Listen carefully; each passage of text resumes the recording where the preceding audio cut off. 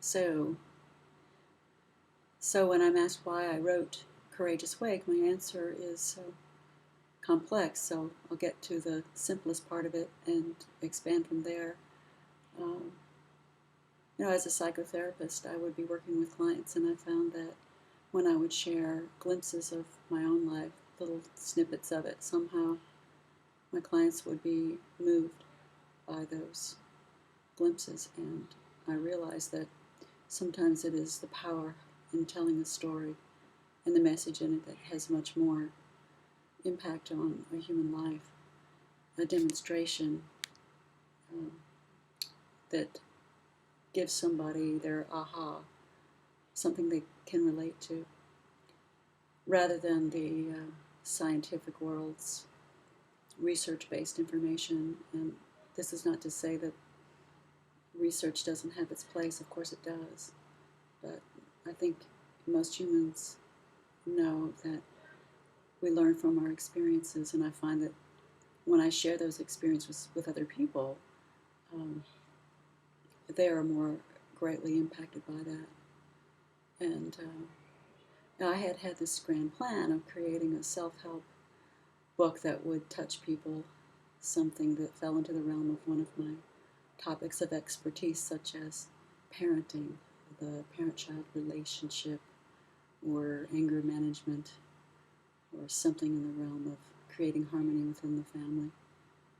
And it seemed that every time I would start to write, I was guided by a force. Call it intuition, call it God, call it angels, call it the higher self. I was being guided to write things that I didn't think at first belonged in the book, and I would just go ahead and type or write, and then I would put those things in files and say, well, I'll deal with those things later. And then sometimes I would be guided to journal about some personal experiences of mine, and I thought, okay, I know what this is. I'm being led to heal parts of myself, look at parts of my past that might be getting in the way. And when I say that, I mean that they are perceptions, childlike perceptions that I've carried along with me, sort of like a ball and chain that have gotten in the way of me moving to my potential or achieving certain goals I want to achieve. So I do the journaling, and I put those things in files, and I'd say, okay, I'll look at that later. Now I'm going to get around to writing that great self-help book. And lo and behold, I wound up being guided to pull out some of those journal entries and ideas and thoughts, those things that I now call automatic writing, that were, I know, divinely guided, divinely inspired, and put those things together and put them in a book. And I didn't really know what it was going to look like until I was about 3/4 of the way through, and I started seeing all these pieces of this grand puzzle being put together, and I thought, wow. And I realized the impact that it had on me simply reading those words, phrases, chapters. I simply knew that there is energy there that is healing. The energy in the book in and of itself is healing. Most importantly, I tell my story as a demonstration to help people be grounded in their truths. And when I say that, I mean that people will live according to what their heart tells them, to follow their own heart, to follow their own truth, and not live in association with what other people say they should do. That social conditioning or little childhood perceptions, things that are really based on myth and not reality. Yes, I come across as an expert, but I say to you that I'm not your expert. I'm my own expert of my own truth. And I urge everyone to do whatever it is you can to pay attention to the signs that are out there to show you where to go along your path, whatever that looks like. And really, really trust your intuition on that, no matter what anybody says, no matter if someone says, oh, well, I'm an authority on this subject, authority on that subject. Listen to what's inside of you, your inner wisdom, and I guarantee you that all of your answers are right there. as they were for me during the writing of this book. So, Courageous Wake is the title, and I hope that bringing you along my intense and sometimes humorous journey of self-discovery and spiritual awakening will ignite something in you to bring you to some space that is brighter, one that gives you more clarity into who you are, what your purpose is for being here, and bring you greater understanding of where you're going.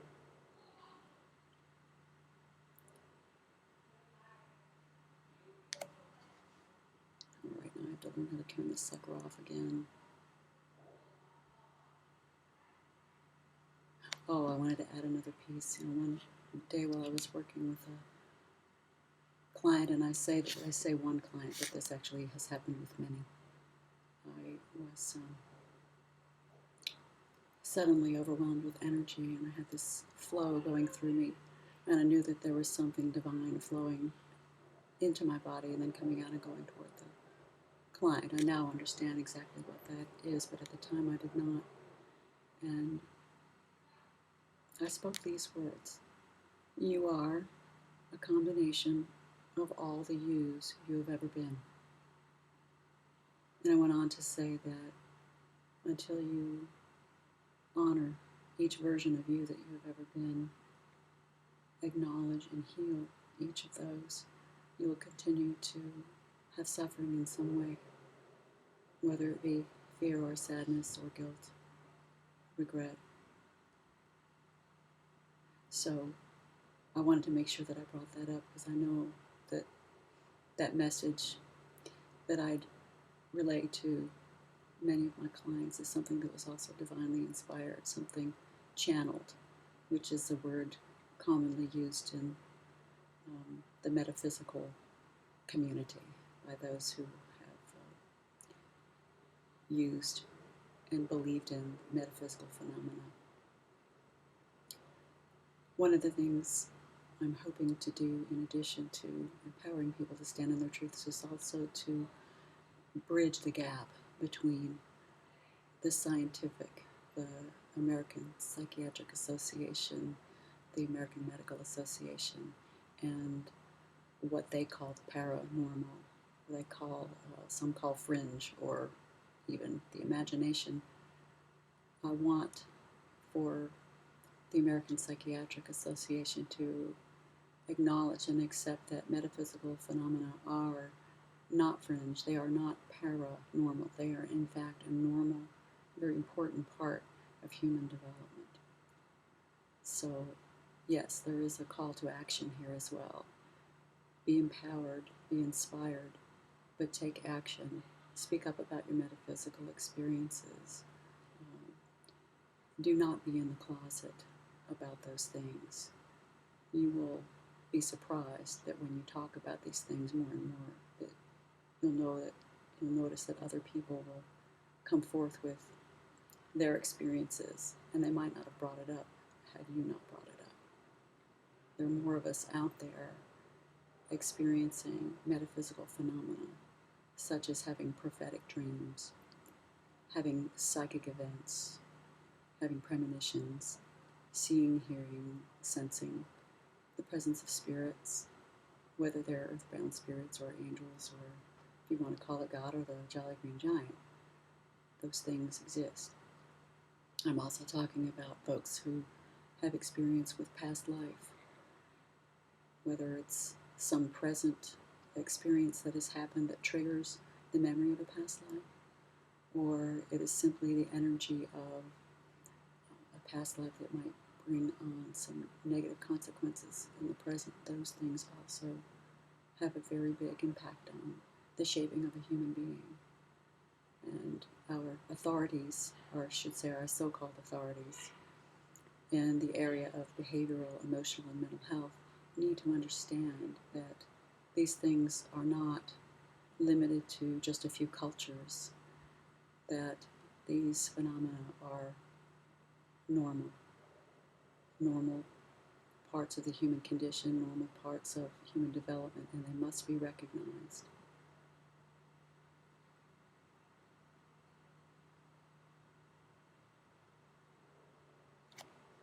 All right, I think I've said enough about that. Oh, the thing about fear. Yes. So I was I should say, an expert on fear at a very young age. I had to learn how to survive because I lived in a house where one or both parents could go into a rage situation, and for a tiny child, that's very scary. But I was also an optimist. Things that are good would happen, and I could always count on something good happening, just like we count on a rainbow after a terrible storm. For example, one day I was guided to open a fence on the side of the house, open the gate. It was a place I wasn't allowed to go, but I went anyway. I felt guided to go there. At the time, I didn't know I was being spiritually guided, but I now know that's what was happening. But anyway, I saw that there was this large dog, a German Shepherd, on the other side of the gate, and I went ahead and opened the gate, and the dog came on in. And, my head was about even with the dog's head, and I walked the dog. No leash or anything, obviously. I just found it, and it followed me to the door, knocked on the door of my house. My mom answered it, and instead of being angry with me or greeting me with criticism, she was happy and enamored with the presence of the dog. And I couldn't have predicted that would happen, but that guidance that was leading me to the dog obviously wanted me to find it. So we named it Pepper. I tell this story in the book. And we kept the dog for a while, and I don't know if it was 1 week or 2 weeks or 3 weeks. Well, there's my doorbell. I'm not going to get it. But we had to get rid of the dog because apparently when my mom would go into a rage and come after me and my siblings, the dog would use her body to... Oh, I better stop this.